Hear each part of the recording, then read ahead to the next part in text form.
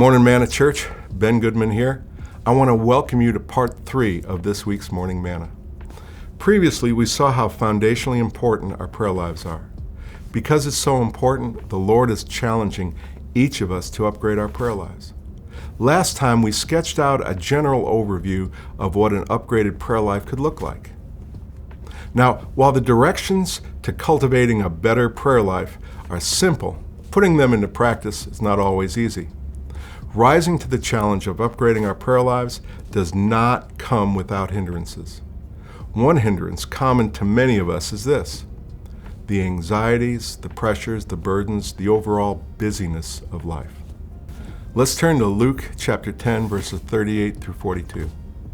As Jesus and his disciples were on their way, he came to a village where a woman named Martha opened her home to him. She had a sister called Mary, who sat at the Lord's feet listening to what he had to say. But Martha was busy with all the work that had to be done. She came to him and asked, "Lord, don't you care about that my sister has left me to do all the work by myself? Tell her to help me." "Martha, Martha," the Lord answered, "you are anxious and upset about many things.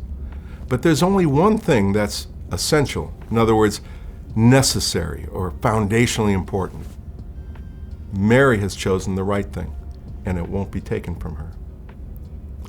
Jesus was not criticizing Martha's servant heart, nor her diligent, responsible service, nor was he saying that what Martha was doing was unimportant. Jesus was addressing the condition of Martha's mind and heart, her anxiety, her worry, her emotional turbulence, her stress. And he wasn't condemning her for that condition.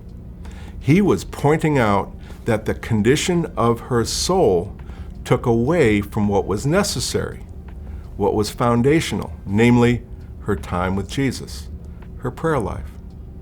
The condition of her heart was a kind of evidence of her shallow prayer life.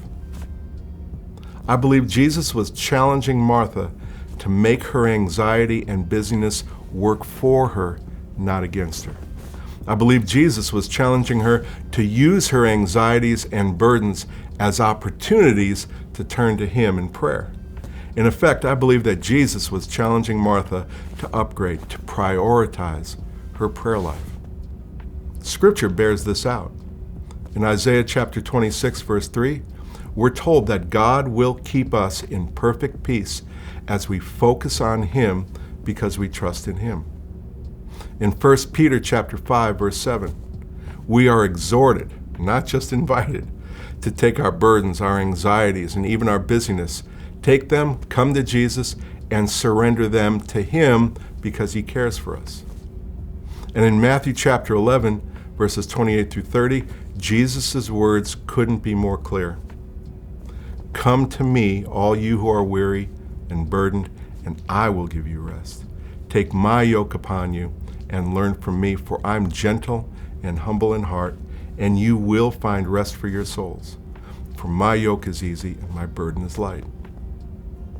Jesus, because he's God, is utterly convinced that he is the answer to our stress, our anxieties, our burdens, and our busyness. That's one of the reasons he's challenging us to upgrade our prayer lives. See you tomorrow for part 4 of this week's Morning Manna.